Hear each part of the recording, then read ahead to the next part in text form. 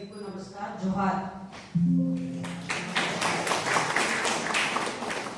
आज हम आपस में आज के सेमिनार में भाषण में बात करेंगे आप सब लोग। तो हमारा जो समावेशी शिक्षा की तरफ बात करेंगे तो यही से शुरू होगा। आज बाबा विश्वनाथ के इस पावन धरती पर बनारस हिंदू विश्वविद्यालय, नाम बहुत ऊंचा और पूरा देश ही नहीं दुनिया समझता है, इस जगह पर आज मेरी चरण पड़ी है।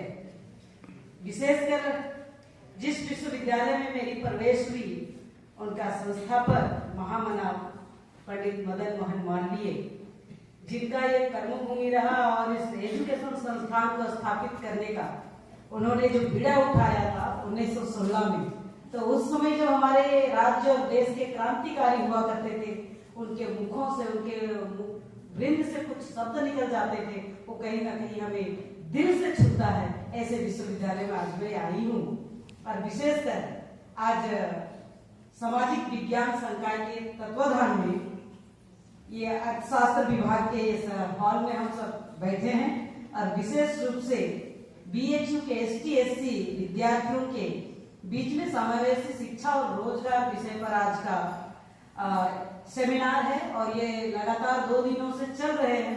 कई महानुभाव है यहाँ, लेकिन हमने भी हिम्मत नहीं छोड़ा है और इस हिम्मत को दाद देने के लिए आपके साथ मैं यहाँ आई हूँ। और मैं इतना कहूँगी कि जिस तरह से हम सब बात करते हैं और मुझे यहाँ अमरनाथ जी बुलाए हैं, लेकिन इस मंच पर जो बैठे हैं मैं उनका नाम लेना भी नहीं भूलूंगी।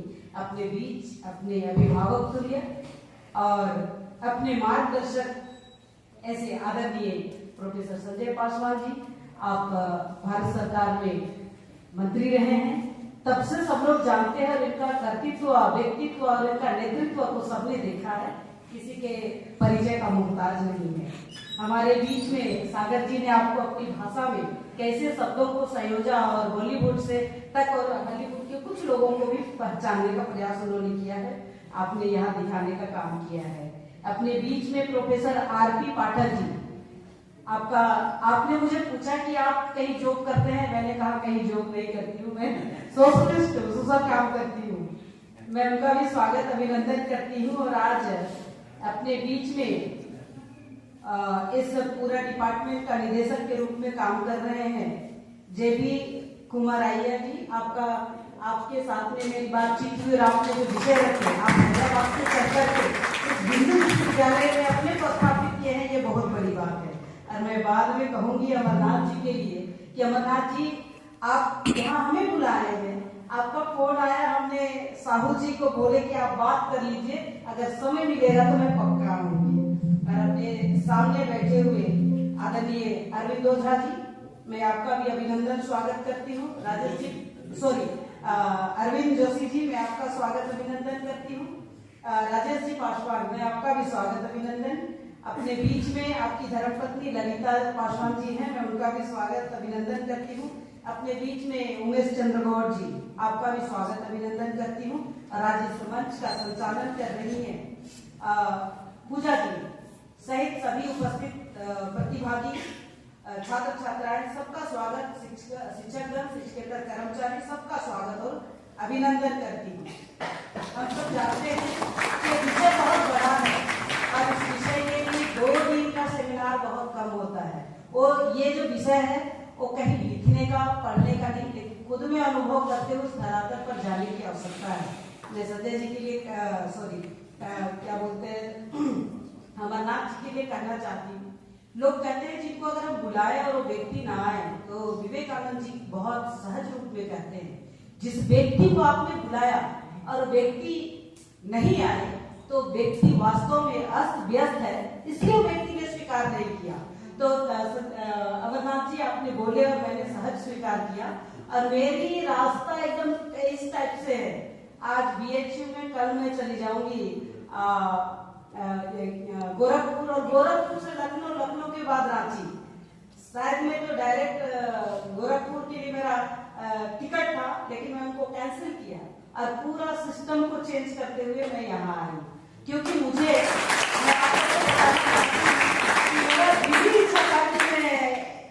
बनारस हिंदू विश्वविद्यालय में एजुकेशन प्राप्त करूं, लेकिन मेरा किस्मत नहीं था। लेकिन आज मेरी किस्मत बदल गई कि मैं आपको आज जब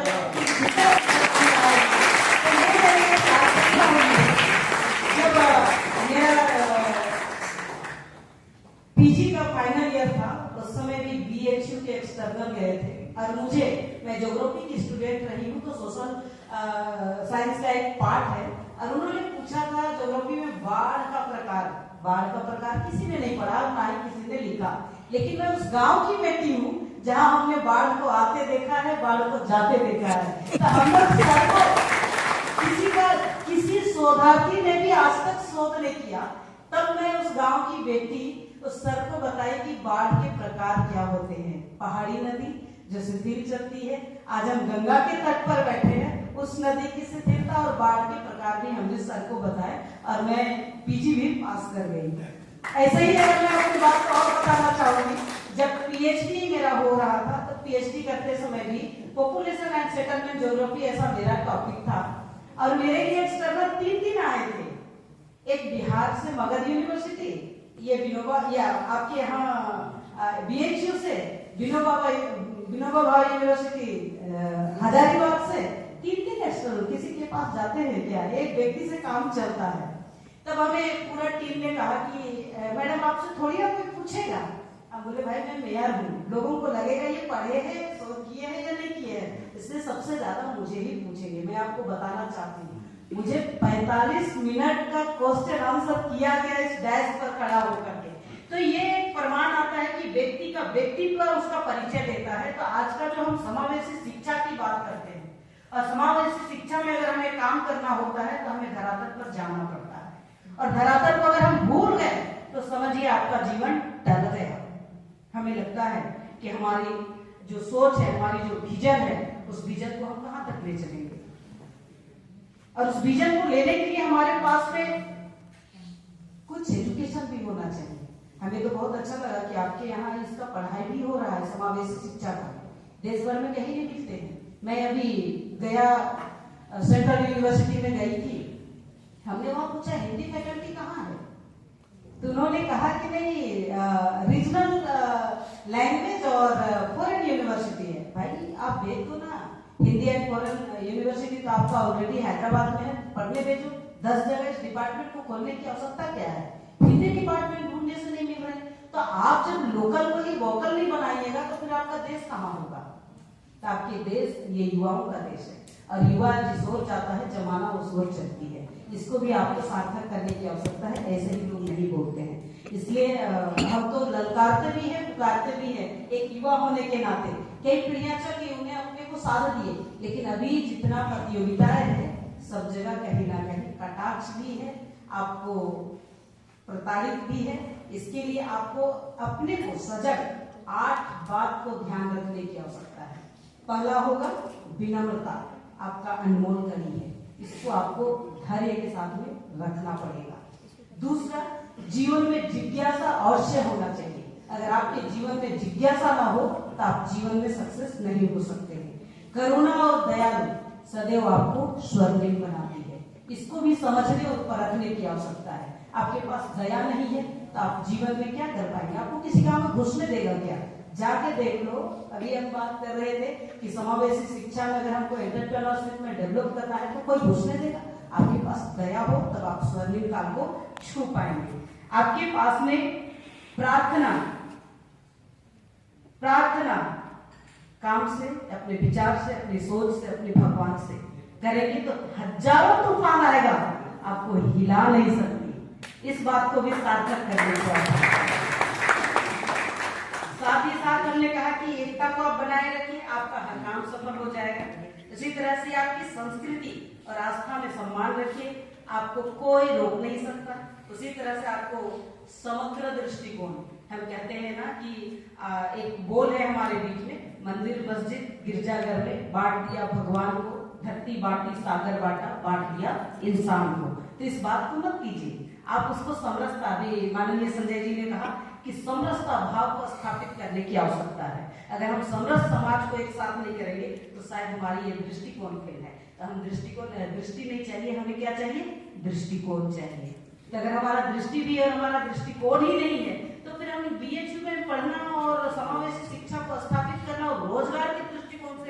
हम देखना चाहते हैं तो हमारे पास कहाँ कुछ है, कुछ क्या नहीं है। तो उसको लाने के लिए अभी जब हम इतना पढ़ रहे हैं, हमारे पास क्या है, जो हमारे पूर्वज हैं, जो हमारे जननी है, उन्होंने जो दे है उस पर हम खेल रहे हैं। लेकिन उस बात को अगर हम तिनका तिनका करके जोड़ेंगे तो हमें लगेगा कि ये बहुत अच्छा है। लेकिन कभी कभी लोगों को लगता है, हम नीचे बैठते हैं, कोई डेस्क पर बैठता है और कोई बात बोलते हैं, उनकी बात को हम हंस के टाल देते हैं, तो कहते हैं कि इस व्यक्ति के लिए तो लोग हंस दिया, अच्छा विषय नहीं रख पाए। मैं इस बात को नकारती हूँ और कहूंगी कि जो हास्य है वो बुद्धिमत्ता के पात्र है, इसलिए आपने उसके प्रति हंसे, क्योंकि उनका जो पर्सनालिटी है, हम विशेषकर अगर हम जोर देते हैं तो पर्सनालिटी की ओर जाते हैं, और पर्सनालिटी की अगर हम बात करते हैं तो उनका पर्सनालिटी सिर्फ बाहर का नहीं, अंदर का भी पर्सनालिटी को झांकने की आवश्यकता है। एक IAS अधिकारी आता है, सूट बूट लगाता है, टाई बांध के आते हैं, तो सर सर सर सर सब पीछे चलते हैं। संजय पासवान जी एक कुर्ता पैजामा पहनते हैं, एक खाली किताब के ऊपर में गमछा डालते और चल देते हैं। वो ज्ञानी नहीं, किसको मालूम था? किसी ने देख करके हंस दिए, ये तो केंद्रीय मंत्री थे, और केंद्रीय मंत्री होने के बाद भी इन्होंने ये किया। ऐसे चलते हैं, ऐसे लोगों की सोच, ये मानसिकता है, ये हास्य को दूर करेंगे, क्योंकि उनके पास में गुण है, इसलिए लोग उस टाइप से बात कर रहे हैं। लेकिन जब तक हम उनके साथ बैठेंगे नहीं, उनके साथ विचार नहीं करेंगे, तब तक हमें ज्ञानी कौन है परखना कठिन है। मैं आपको एक बात बताती हूँ, जब 2010 में मुझे भारतीय जनता पार्टी में राष्ट्रीय मंत्री बनने के लिए बड़े लीडर का फोन आता है, क्योंकि मेरी आवश्यकताएं कहीं और थी, मेरी सोच कहीं और थी और मुझे जाना कहीं और था, और ऊपर वाले को मंजूर कुछ और था, मुझे कहीं और लेके पटक दिया। तो फोन आते हैं और कहते हैं कि आप फोन करके बोलते हैं बात करनी है, तो अननोन नंबर है, मैं थोड़ा अलग टाइप की हूँ, और जब मीटिंग होता है तो मैं किसी का फोन पिक नहीं करती हूँ, ये मेरा सिद्धांत है। तो हमने फोन पिक तो नहीं किया, तो कोई सीनियर व्यक्ति ने कहा कि Asha pick your call, take your call, ऐसा करके मैसेज कर रहे थे। कौन भला इंसान है, नाम बोले। जब फोन आया तब पूछे गए कि ये स्मृति ईरानी जी का कॉल है। मैं तो गाँव की लड़की, मुझे क्या पता स्मृति ईरानी है कौन।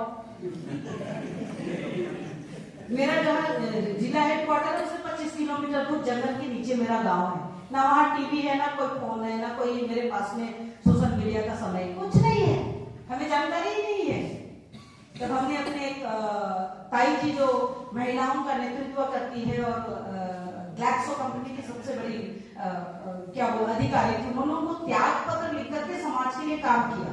तो उन्होंने मुझे बोला कि आपको मालूम नहीं कि स्मृति ईरानी बहुत बड़ा एक्टर और भाजपा की बहुत बड़ी लीडर है। उससे मुझे क्या, मैं ये बात कर रही, क्योंकि मुझे राजनीति में जाना नहीं था, मुझे तो प्रोफेसर बनना था और आप जैसे बच्चों को पढ़ाने के लिए यहाँ खड़ा होना था।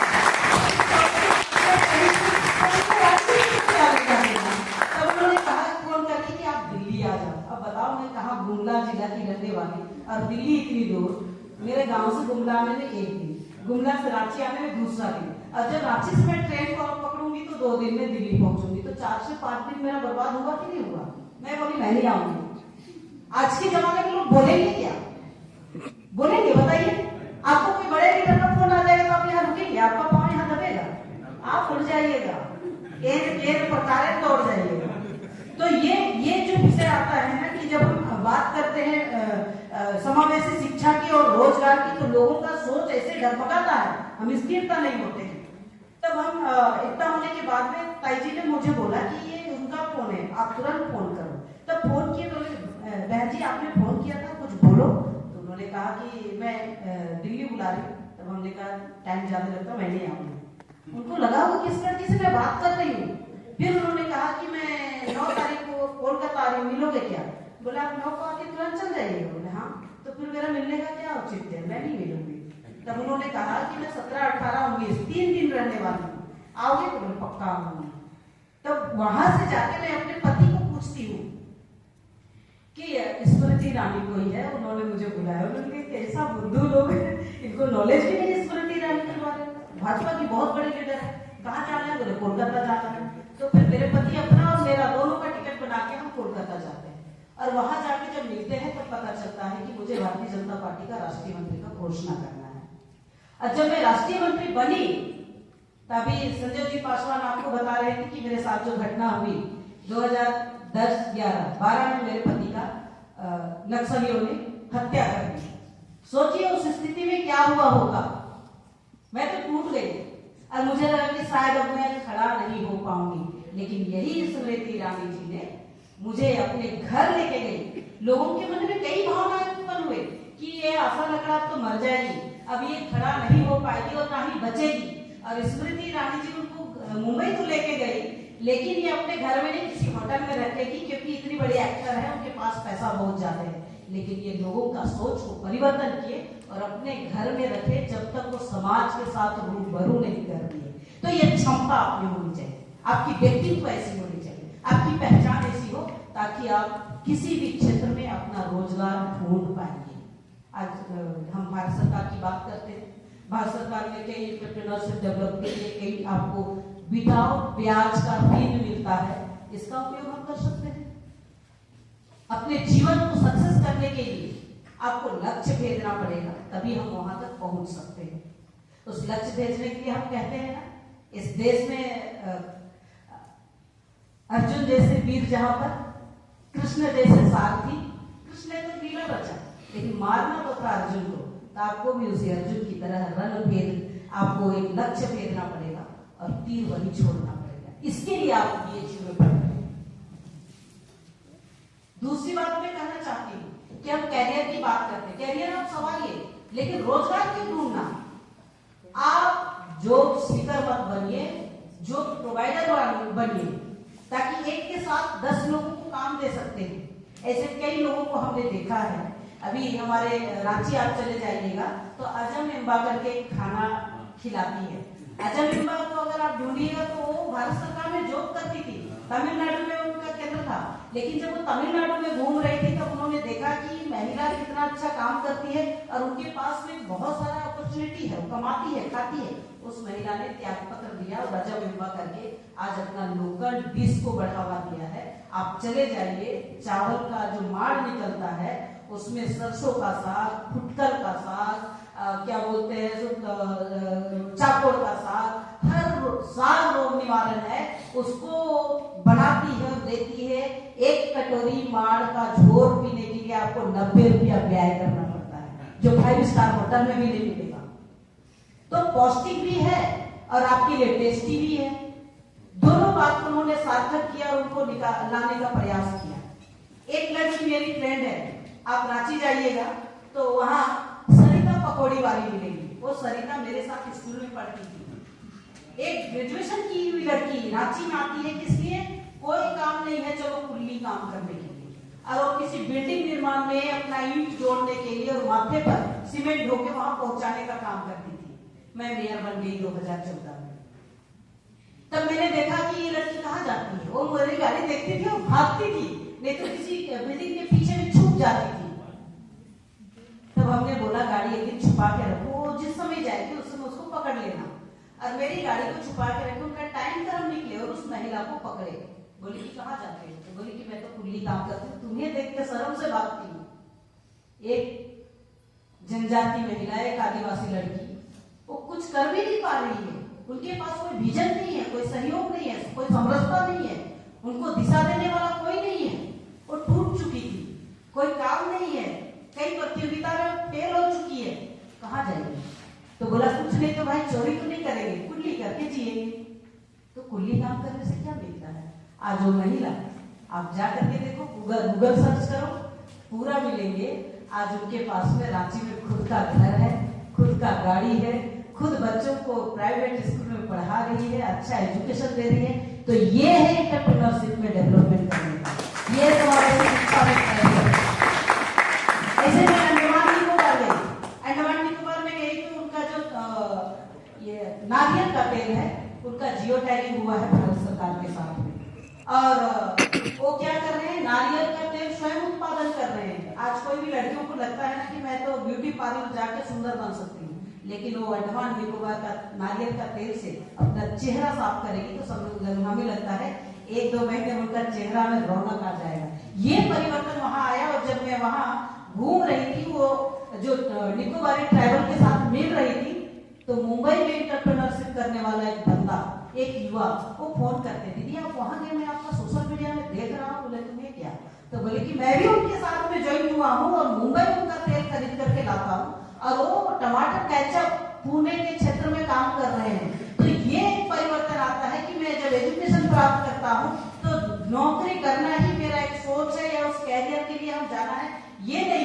आज लोगों के पास में कई विषय सामने आते हैं, लोग सोचते हैं कि यही मेरी जिंदगी है, यही मेरा विचार है, यही मेरी सोच है, ऐसा लोगों को लगा।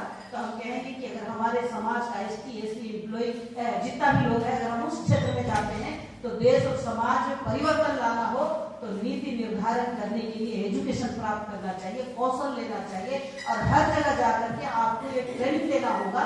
अब मान लिया कि हम बात करते हैं ST SC की बात करते हैं, और भारतीय संविधान में जब बाबा साहेब भीमराव अम्बेडकर ने इसका जब लिपिबद्ध कर रहे थे तो उन्होंने जो विषय लेकर के आए होंगे तो ST और SC को कैसे एक ताकत मिले, आरक्षण मिले, अब जो हमारा न्याय विधान है उसको उस जगह पर कैसे रखे, इसके लिए जो 300 से अधिक जिन व्यक्तियों का मेंबरशिप था उसमें हर समाज को जोड़ने का काम किया।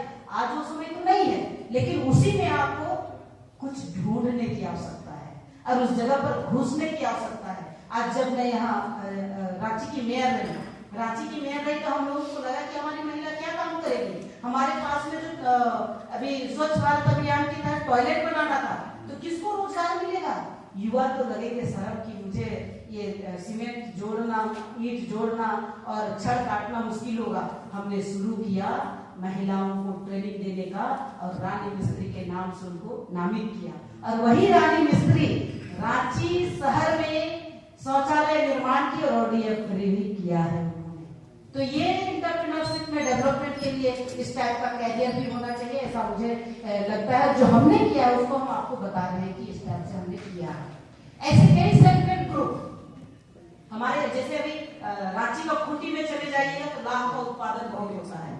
जिस जगह जाइएगा तो जंगल ही जंगल है, वहां तो लाख का उत्पादन बहुत होते हैं। तो लाख की चूड़ियां जो आपके यहाँ आते हैं हमारे रांची से निर्माण होके आते हैं, और हमारे यहाँ की जो सेल्फ हेल्प ग्रुप पूरा साल भर चूड़ियां बनाती है, और सावन के मंथ में और शादी के सीजन में आज लड़का लड़की का फोटो लगा करके उनको चूड़ियां बना करके देते हैं और लाखों रुपया कमाते हैं। ऐसे आप चले जाइए जम्मू कश्मीर में किसी के पास जमीन नहीं है, लेकिन प्लास्टिक का घेरा लगा करके मिट्टी डाल के महिलाएं अभी वहाँ उच्च क्वालिटी का हल्दी उत्पादन कर रहे हैं, और सारा हल्दी विदेश में जा रहे हैं। हर एक महिला का वार्षिक आय हो गया लाख रुपया, खा पी के लाख रुपया। तो ये एक परिवर्तन आया है। आज जिस तरह से कौशल विकास की ओर हम अग्रसर हो रहे हैं, समावेशी शिक्षा की ओर अग्रसर हो रहे हैं, हम तो कहते हैं व्यवहारिक हो, विविधता हो, नीति निर्धारण हो, इसमें अपने लोगों को होना चाहिए। अभी गौड़ जनजाति को गौड़ और गौड़ कर दिया और दोनों को विभक्त कर दिए। ऐसे आज एक आप जोशी जी जनसारी और जौनसारी उत्तराखंड से अलग हुए तो दोनों जनजाति को अलग कर दिए, लोगों को खबर नहीं है। अभी क्या बोलते हैं किसान है, अब किसान को देखिए किसी जगह ST है, किसी जगह SC है। ऐसे लंबाड़ा जनजाति, घुमंतू जनजाति देखिए, साउथ में कर्नाटक चले जाइए, तेलंगाना चले जाइए, आपका आंध्र प्रदेश चले जाइए तो वहां आपको ST में मिलेंगे, और आप महाराष्ट्र चले जाइए SC में मिलेंगे। मैं जब अनुसूचित जनजाति आयोग में आती हूँ तो आई जब यहाँ तक सर थे उस समय वहां मंत्रालय में, और जुएल उरांव जी उसमें मंत्री थे, तब ST और SC आयोग को दोनों को 2004 में अलग किया गया। जब इनका गठन हुआ तो भारतीय संविधान का अनुच्छेद 338 में SC कमीशन, 338A में ST कमीशन को स्थापित किया गया। और इसी के साथ में जब कमीशन चल रही है, हमारे पास सर्विस मैटर हो, एजुकेशन सिस्टम हो, गरीब हो, किसान हो, या दूर गांव में रहने वाले व्यक्ति जिनके साथ एट्रोसिटी होता है, सबका विषय हम सुनते हैं, लेकिन एक विषय रह जाता है कि हम वोकल नहीं हो पाते हैं, विषय नहीं रख पाते हैं। हमारे पास कोर्ट में भी आते हैं कोई अच्छे उच्च कैटेगरी में अधिकारी है, लेकिन अपना विषय रखने से पहले रोज आते हैं और विषय नहीं रख पाते। उदाहरण के लिए मैं अलीपुर द्वार में एक रेलवे का अधिकारी की बात करती हूँ। जब वो यहाँ आकर के बैठते हैं और सुनाई होती है, और उनके सीनियर जो सेक्रेटरी लेवल के अधिकारी आते हैं उनके सामने बोल नहीं पाते हैं, उनको डर लगता है कहीं मेरा नीचे और एक पायदान ना कर दें, इसके लिए डर रहे थे। तब बोले बोलिए बोलिए बोलिए बोलिए। तो बताइए आज भी ST SC समुदाय के लोग अपना विषय रखते समय हम खुल के बोल नहीं सकते हैं। कोई हमें जाति पूछता है तो हमें लगता है हम अंग्रेजी नहीं जानते हैं, हिंदी से कैसे बतियाएं। तभी बता दिए ना कि हम किस तरह से बात करते हैं। अपनी भाषा को अगर हम छोड़ दे तो कोई हमें पूछेगा क्या? नहीं पूछेगा। तो इसलिए जब पूछे तो बता नहीं पा रहे, तब हम उनको पूछे कि आपको अपनी भाषा आती है, तब अपनी भाषा से जो विषय रखे, शायद यहाँ चोट लगता, हमने उनको उनको न्याय भी दिया, उनका प्रमोशन भी हुआ और जितना काम दिए थे सिर्फ उनका जिस जिम्मेदारी पद पर थे वही काम पर वो काम करते रहे। ऐसा न्याय आयोग मानने के बाद में कई लोगों को देखने और सुनने को मिलता है। तो आप जानेंगे अपनी जो शक्ति है, अपनी जो भक्ति है, हमने आपका पर्सनालिटी की बात की है तो आपका ये जो बाह्य पर्सनालिटी है, आपका ये पहरावा और आपका सुंदरता है, लेकिन आपके अंदर की पर्सनालिटी है उसको बाहर निकालिए। मैं आपको बताना चाहती हूँ, मैं 1999 में लखनऊ आई थी। लखनऊ में दिल्ली यूनिवर्सिटी के एक प्रोफेसर ने पूछा आपका नाम जवाटी जी होते हैं, बोला आपको हिंदी आती है? तो बोले हाँ आती है। तो फिर बोले कि आपका नाम पूछ रही हूँ, तो मैं बोली मेरा नाम आशा लग रहा है। बोले आपका जाति क्या है? मैंने पूछा जहाँ आए वहां तो कोई जाति नहीं पूछता, अगर आप पूछते तो मैं बता मैं प्योर आदिवासी हूँ। ये कहने का भी शक्ति होना चाहिए और क्षमता होनी चाहिए अपने को प्रमाणित करने के लिए, क्योंकि अगर हमारे में शक्ति और क्षमता होगा तो आप समाज का विघटनकारी सोच को, विचार को परिवर्तन करेंगे और समावेशी शिक्षा में कैरियर आपको आसानी से मिल जाएगा। तो ये काम करने के अवसर हम नहीं कर पाते, इसको करने की क्षमता भी रखनी चाहिए, समरसता भाव स्थापित करना चाहिए। मैं आपको और एक बात याद करती हूँ, मेरे घर में किसी का छुआ हुआ कोई नहीं खाता। मेरे घर में मेरी दादी से लेके मेरा पूरा परिवार वेजिटेरियन थे। अगर कोई दूसरा समाज आ गया तो बाहर ही बैठा देते थे, किसी को अंदर आने नहीं देते थे। जब हम अखिल भारतीय विद्यार्थी परिषद में काम करते थे, मैं घर गई तो मेरी दादी बोली तो बाहर निकालो। मुझे बाहर निकालेगा कौन?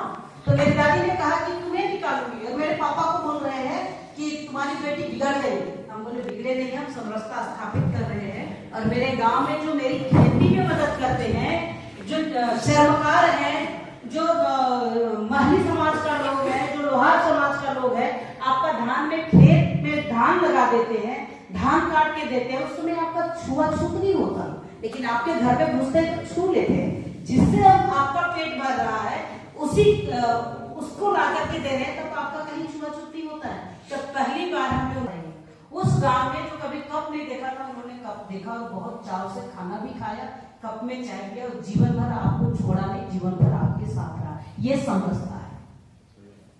तो ऐसे समझना करिए तो आपका हर शिक्षा में, चाहे आपका हम कहेंगे जन शिक्षा की बात करेंगे, एजुकेशन कई समावेशी शिक्षा की बात करेंगे, स्वरोजगार की बात करेंगे, नीति निर्धारण की बात करेंगे, या हम बात करेंगे डिजिटल मार्केटिंग की बात करेंगे, ग्राफिक डिजाइन की बात करेंगे, वेब डेवलपमेंट की बात करेंगे, आधुनिक स्किल की बात करेंगे, कोचिंग प्रशिक्षण की बात करेंगे, कंप्यूटर की बात करेंगे। तो ये ओ लेवल का जो कंप्यूटर होता है उसके लिए अब गांव में पूछिएगा, सब लोग बोलते हैं मेरा स्कूल तो डिजिटल हो गया। जहाँ 1 से 12 तक जो जहाँ स्कूल है वहां सिर्फ 2 टीचर है, तो वो कहाँ की ये पढ़ाई होगा? तो ये सबको भी देखना और बनाना। तो हमें शोध जब करते हैं तो ऐसे कुछ विषय है जिसको लोग सुनते नहीं, जानते नहीं, उसको शोध करके हमें उस जगह पर अपनी बुक भी रखनी चाहिए ताकि पढ़नी चाहिए। हमारे यहाँ रांची विश्वविद्यालय में रामलियाल मुंडा एक शिक्षाविद हुआ करते थे, सब जानते हैं, अपने पाठक जी उनके बारे में पूछ रहे थे। सर उन्होंने एक विषय रखे थे कि जे नाची से बाची, अर्थात जो अपनी संस्कृति को बचा के रखेगा वही इस राष्ट्र और राज्य को बचा के रखेगा, अन्यथा कोई भी नहीं। तो अपनी संस्कृति में अभी हमने यहाँ देखा कि भोजपुरी का चल रहा था, तो हमें भी नागपुरिया का बात सामने आता है और दिखाई देता है, और हम कहते हैं कि देवता मनकर मंत्र से जन्म लेवेले भारत में, जगत हुए नतमस्तक भारतीय पुरुषार्थ में, ऐसा हम शब्द का इस्तेमाल करते हैं। और पंख पसारे मेंजुर नाची, कितना सुंदर काम दीजिए भारत, दीजिए भारत। अभिनंदन, शुभकामनाएं, और आप आगे बढ़ते रहिए। कभी भी किसी को कुछ लगे तो आयोग में आप आएंगे, और आप इस देश के कर्णधार हैं। पूरा देश आपकी तरफ टकटकी निगाहें देख रहे हैं। आपको इस देश को संवारना और सजाने में आपकी महती भूमिका है। इसको आप जरूर सोचिए और विचारिए और अपने जीवन को सार्थक कीजिए। बहुत बहुत धन्यवाद।